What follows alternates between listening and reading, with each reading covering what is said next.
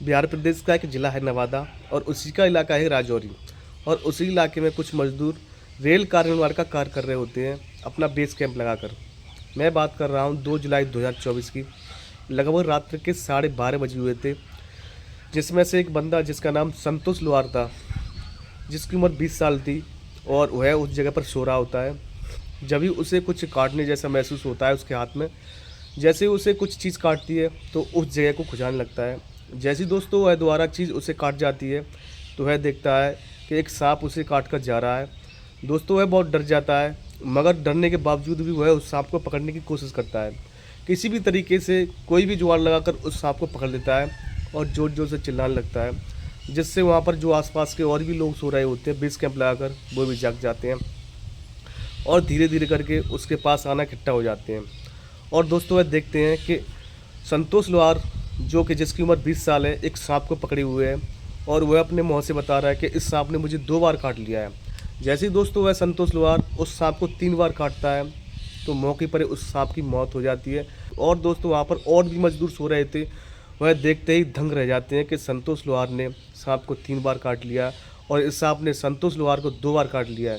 संतोष लोहार को कुछ नहीं होता है, जबकि संतोष लोहार उस सांप को 3 बार काट जाता है तो उस सांप की मौके पर वहीं पर मौत हो जाती है, जिसके कारण वह लोग वहाँ पर देखते ही रह जाते हैं, दंग रह जाते हैं कि एक इंसान जिसने सांप को काट लिया है, यह कैसे वो संभव हो सकता है कि सांप उसके काटने से मर सकता है। जब दोस्तों इस बात की सूचना रेलवे डिपार्टमेंट को दी जाती है तो रेलवे डिपार्टमेंट के आला अधिकारी मौके पर पहुंच जाते हैं और संतोष लोहार को हॉस्पिटल के लिए रेफर कर दिया जाता है, जहां पर उसका 2-3 दिन इलाज चलता है और वह 2-3 दिन बाद बिल्कुल स्वस्थ हो जाता है। लेकिन एक व्यक्ति, यह कैसे संभव हो सकता है कि सांप को 3 बार काट ले और 3 बार काटने के बाद सांप की मौत हो जाए। दोस्तों जब यह बात सोशल मीडिया के माध्यम से तेज़ी के साथ वायरल होने लगती है तो लोग यह बात सुनकर दंग रह जाते हैं। लेकिन दोस्तों बहुत सारे लोग इस बात को पूर्व जन्म का बदला बता रहे हैं। कोई कुछ कह रहा है, अलग अलग तरीके के लोग हैं, अलग अलग तरीके से बात कर रहे हैं। लेकिन दोस्तों जब इस बात की चर्चा चारों तरफ फैल जाती है तो लोगों को यकीन नहीं होता है। नमस्कार, आदाब, सत श्री अकाल, मैं राजा कुशवाहा आपका स्वागत करता हूं एक और सच्ची घटना में। दरअसल दोस्तों उत्तर प्रदेश का एक ज़िला है फतेहपुर और उसी ज़िले के अंतर्गत एक थाना आता है मालवा और उसी थाने के अंतर्गत एक गांव आता है सोरा, जिसमें एक 24 साल का लड़का जिसका नाम विकास दुबे होता है। मैं बात कर रहा हूं 2 जून 2024 की। लगभग रात के 9 बजे हुए थे और विकास अपनी चारपाई पर लेटा हुआ था। जैसे दोस्तों विकास किसी काम के लिए चारपाई से नीचे उतरता है तो उसे महसूस होता है कि किसी ने मुझे काट लिया है।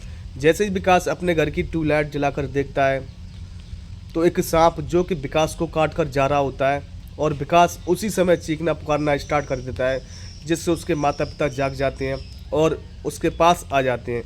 धीरे धीरे करके दोस्तों विकास की तबीयत ख़राब होने लगती है और उसके जो मम्मी पापा होते हैं वो समझ नहीं पाते हैं। वह एक एम्बुलेंस के लिए कॉल कर देते हैं, जिससे वहाँ पर एम्बुलेंस आ जाती है और विकास को एक सरकारी हॉस्पिटल में उपचार के लिए भेज दिया जाता है, जहाँ पर उसका 2-3 दिन उपचार चलता है। किसी भी तरीके से दवाइयों के माध्यम से वो ठीक हो जाता है। जब ठीक होने के बाद घर पर आता है तो उसके घर वाले और जो आसपास के लोग होते हैं वो सोचने लगते हैं कि बरसात का माहौल है और बरसात में बारिश ज़्यादा होने के कारण आसपास के इलाकों में जल भराव हो जाता है, जिससे सांप घरों के अंदर आ जाते हैं। और ऐसी तो घटनाएं आखिरकार बरसात के मौसम में होती रहती है। लेकिन दोस्तों इस घटना को 8-10 दिन ही बीतते हैं। मैं बात कर रहा हूँ 10 जुलाई 2024 की। दोस्तों शाम का वक्त होता है, रात के 10 बज चुके होते हैं और एक बार फिर से जो विकास अपने चारपाई पर सो रहा होता है, जब भी उसे कुछ काटने जैसा महसूस होता है वह फिर दोबारा उस चारपाई से उठकर अपने घर की जब लाइट जलाता है तो उसे एक सांप फिर दोबारा से काट कर जाता हुआ दिखाई देता है। वह जोर जोर से चीखना चिल्लाना शुरू कर देता है, जिससे उसके जो घर के जो आम मेंबर लोग होते हैं वो जाग जाते हैं और उसके पास आते हैं। तो विकास दावा कर रहा होता है कि जिस सांप ने मुझे पहले काटा था ये वही सांप है और मैं दावे के साथ कह सकता हूँ इस सांप ने मुझे दोबारा काटा है। दोस्तों उसके घर वाले चौंक जाते हैं। वो सोचने लगते हैं कि एक सांप और एक ही व्यक्ति को 2 बार कैसे काट सकता है। तो जो उसके घर घर का जो आसपास का इलाका होता है वहाँ पर दहशत का माहौल बन जाता है और विकास की तबीयत पुनः दोबारा से ख़राब होने लगती है। तो फिर उसे दोबारा के लिए उस सरकारी हॉस्पिटल में रेफ़र कर दिया जाता है जहाँ पर उसका इलाज चल रहा होता है। इलाज चल रहा होता है दोस्तों, उस दौरान जो डॉक्टर उसका विकास का इलाज कर रहे होते हैं वो भी आश्चर्यचकित रह जाते हैं और उसके घर वालों से कहते हैं, आखिर ये माजरा क्या है, आपके बेटे को बार बार यह सांप क्यों काट रहा है, आप अपने घर को सही तरीके से उसकी जांच पड़ताल क्यों नहीं करते हो कि सांप आपके घर के अंदर ही है या घर से कहीं बाहर से आता है। तो दोस्तों विकास के पिताजी होते हैं वो डॉक्टर से बोलते हैं कि सर हमें नहीं पता और आखिर हमारे बेटे को ही बार बार सांप आकर क्यों काट रहा है। इसी दौरान जो विकास के पिताजी होते हैं विकास को घर ले आते हैं और घर में दोस्तों दहशत का माहौल बन जाता है। आसपास के लोग भी डरने लगते हैं कि वो भी सोचते हैं आखिर ऐसा ना हो जाए कि कोई सांप हमें भी आए और रात को हमें भी डस ले। तो होता क्या है दोस्तों कि विकास के पिताजी एक सपेरों की टीम बुलाते हैं और कुछ स्थानीय लोगों की मदद द्वारा अपने घर की जांच करवाते हैं। घर के एक एक कोने को छान मारते हैं, लेकिन दोस्तों कई घंटे बीत जाते हैं, उस सांप का कहीं अता पता नहीं लगता है, कहीं भी सांप किसी भी कोने में नज़र नहीं आता है। अब दोस्तों जो विकास के घर वाले होते हैं विकास की निगरानी तेज़ कर देते हैं और मैं बात कर रहा हूँ 17 जून 2024 की करीब रात के 10 बजे हुए थे और विकास अपने घर वालों के साथ बातचीत कर रहा होता है और तभी सांप कहीं से बाहर से आता है और एक बार उसे काट कर फिर पुनः वापस से भाग जाता है। इस बार उस सांप को विकास के घर वालों ने भी देखा था और उस सांप को पकड़ने की तमाम कोशिश की जाती है, लेकिन वो सांप कहाँ से आता है और कहाँ गायब हो जाता है इसकी जांच पड़ताल विकास के घर वालों को भी नहीं पता चलता है कि सांप कहाँ से आता है और कहाँ चला जाता है। और दोस्तों विकास की बार बार इसी तरीके से सांप काटता रहता है और बार बार विकास को हॉस्पिटल के लिए रेफ़र कर दिया जाता है और विकास के जो पिता होते हैं उसे फिर वापस से घर ले आते हैं।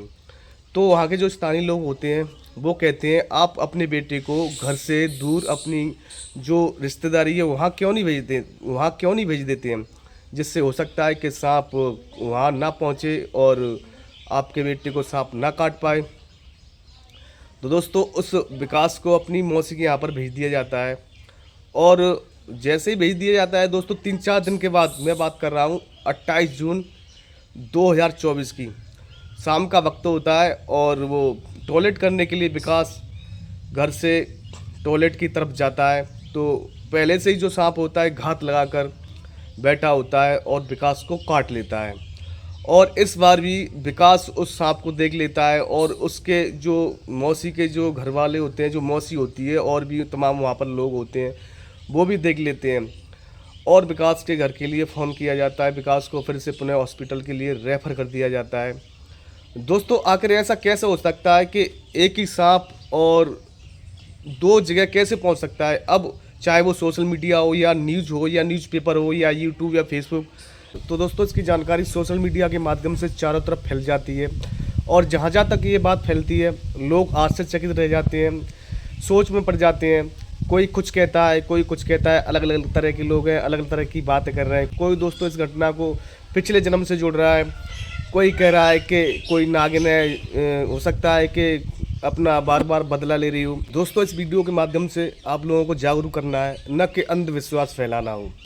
दोस्तों यह एक सच्ची घटना है जिसे मैंने आपको सुनाया है और आज की वीडियो आपको अच्छी लगी हो तो वीडियो को लाइक करना और चैनल को सब्सक्राइब जरूर कर लेना ताकि मैं इसी तरह की जो वीडियो बनाऊं वो आप तक पहुंचती रहे। और दोस्तों इसी वीडियो के साथ मैं अपनी वाणी को विराम देता हूं और फिर आपसे मुलाकात होगी इसी तरह के कंटेंट के साथ नेक्स्ट वीडियो में अगले दिन। जब तक के लिए जय हिंद, थैंक्स, जय भारत।